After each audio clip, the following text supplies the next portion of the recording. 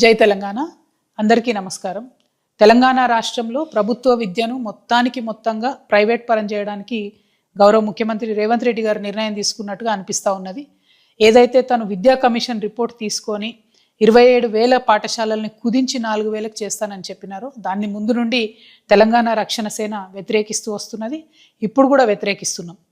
అవన్నీ ఒక పక్కనైతే young India integrated schools కడతామని చెప్పి ముఖ్యమంత్రి గారు ఒక్కొక్క స్కూల్ని దాదాపు 146 కోట్ల టెండర్తోని మరి వేయడం జరిగింది. అందులో 72 స్కూళ్లకు టెండర్ వేస్తే అందులో సగానికి సగం ఓన్లీ 2 సంస్థలకే, మెగా అనే సంస్థకి ఇంకొకటి కేఎంవి అనే సంస్థకి మాత్రమే స్కూల్స్ రావడం జరిగింది. అదేవిధంగా దాంట్లో అన్నిట్లో కూడా 5% ఎక్సెస్ టెండర్ వేయడంతో ప్రభుత్వం మీద అదనంగా దాదాపు ఒక 600 కోట్ల బర్డెన్ పడుతూ ఉంది.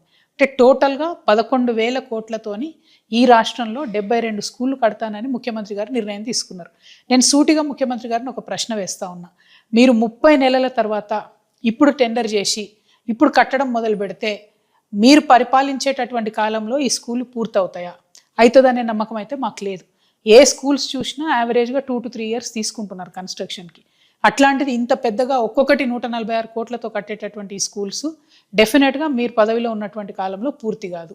పైగా ఇవి కాన్స్టిట్యున్సీకి ఒకటో, రెవెన్యూ డివిజన్కి ఒకటో పెట్టి అన్ని ఊర్లలో ఉన్నటువంటి పిల్లల్ని తీసుకొచ్చి ఈ స్కూళ్ళల్లో చదివిస్తాం, దానికోసం బస్సులు పెడతామన్నారు.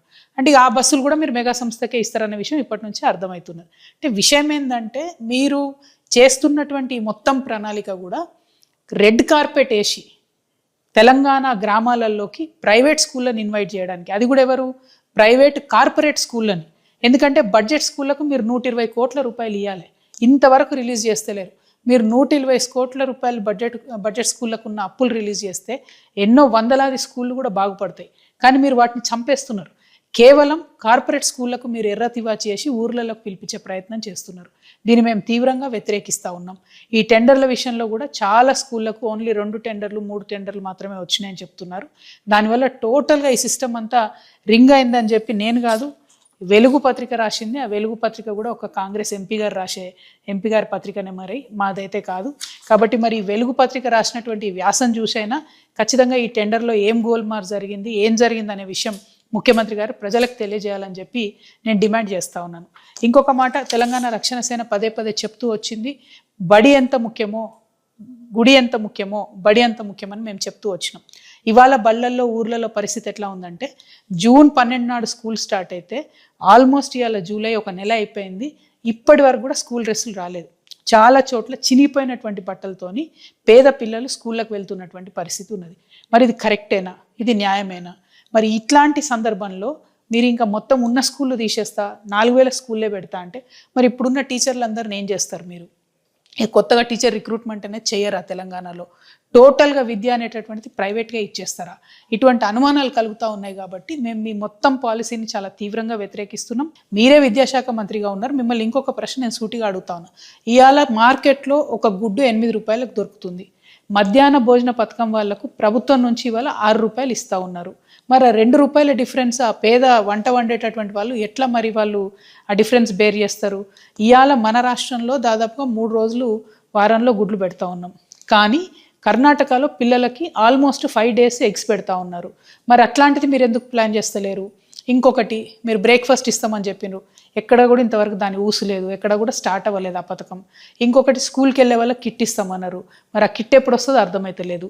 కాబట్టి సత్వరమే నేను డిమాండ్ చేస్తూ ఉన్నా, ప్రభుత్వం వెంటనే స్కూల్ డ్రెస్సులు ఇవ్వాలి, కిట్స్ ఏదైతే ఇస్తామన్నారు ఇవ్వాలి. మధ్యాహ్న భోజన పథకం వాళ్ళకు 2 రూపాయలు ఖచ్చితంగా ఎగ్కి రేటు పెంచి ఇవ్వాలి. వాళ్ళకి ఇదివరకు పెంచుతామన్నటువంటి జీతాలను కూడా పెంచి ఇవ్వాలని డిమాండ్ చేస్తూ, మీరు ఏదైతే ఒక పథకం ప్రకారం కంప్లీట్గా ప్రభుత్వ పాఠశాలలను మూసివేయాలని అనుకుంటున్నారో దాన్ని ఖచ్చితంగా మేము అడ్డుకుంటాం.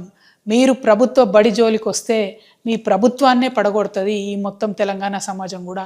తెలంగాణ ప్రజల్ని కూడా నేను రిక్వెస్ట్ చేస్తాను, ఒకసారి ఆలోచించండి. మన ఊర్లో బడి ఉంటే మనం మేనేజ్ చేసుకోవచ్చు. మన ఊర్లో బడి ఉంటే కొంతమంది అయినా ఊర్లో బడికి వెళ్తారు. కంప్లీట్గా బడి తీసుకుపోయి ఎక్కడనో ఏ తహసీల్లోనో పెట్టినట్టయితే, ఏ రెవెన్యూ డివిజన్లోనో పెట్టినట్టయితే నష్టపోయేది ఆడపిల్లలు, చాలామంది ఆడపిల్లలు పంపరు. మీరు అట్లా స్కూల్స్ పెట్టిన తర్వాత బస్సులు డెడికేటెడ్గా పెడతారనే గ్యారంటీ లేదు. ఈ ముఖ్యమంత్రి గారు ఈ ఆలోచన అంతా చేసే కన్నా ముందే స్కూళ్ళను బంద్ పెట్టే ఆలోచనలో ఉన్నారు. కాబట్టి అసలు అక్కడ స్కూళ్ళు కావు, ఇక్కడనేమో స్కూల్ కట్టడం కాదు, ఇక్కడనేమో స్కూల్ బంద్ చేసే కార్యక్రమం చేస్తున్నారు. అల్టిమేట్గా నేను తెలంగాణ ప్రజలను కోరేది ఒకటే, ఏదైతే ముఖ్యమంత్రి రేవంత్ రెడ్డి గారు ప్రభుత్వ బళ్ళన్నీ కూడా ప్రైవేట్కి అప్పచెప్పాలని చూస్తున్నారో దీన్ని వ్యతిరేకిద్దాం. గ్రామ సర్పంచ్లందరినీ కూడా నేను రిక్వెస్ట్ చేస్తున్నా, మీ ఊర్లో బడి కనుక మూసేసేటట్టయితే దానికి వ్యతిరేకంగా తీర్మానం చేయండి. పేరెంట్స్ కమిటీ ఉంటుంది, నేను మిమ్మల్ని రిక్వెస్ట్ చేస్తూ ఉన్నా, బడి మూసేది ఉంటే దానికి మీరు వ్యతిరేకంగా తీర్మానం చేయండి. మధ్యాహ్న భోజన పథకం వాళ్ళు ఉన్నారు, మీతో పాటు మేము నడుస్తాం. గుడ్డు ధర పెంచేంత వరకు కూడా కొట్లాడదాం. పిల్లలకు 3 రోజులు కాదు 5 రోజులు కూడా ఎగ్గిచ్చే విధంగా ప్రభుత్వం మీద ఒత్తిడి తీసుకొద్దాం. ఇట్లా పిల్లలకు పౌష్టికాహారం ఇచ్చి మంచి చదువులు చెప్పాలి. ఉల్టా పని చేస్తున్నటువంటి రేవంత్ రెడ్డి సర్కార్ మాత్రం ఇది కరెక్ట్ చేయడం లేదు. ఈ టెండర్లో జరిగినటువంటి గోల్మాల్ని కూడా ముఖ్యమంత్రి గారు ప్రజలకు చెప్పాలి. పాఠశాలల్ని కాపాడాలి. ప్రభుత్వ పాఠశాలలు ఖచ్చితంగా ప్రతి ఊర్లో ఉండాలని మేము డిమాండ్ చేస్తున్నాం. Thank you. జై తెలంగాణ.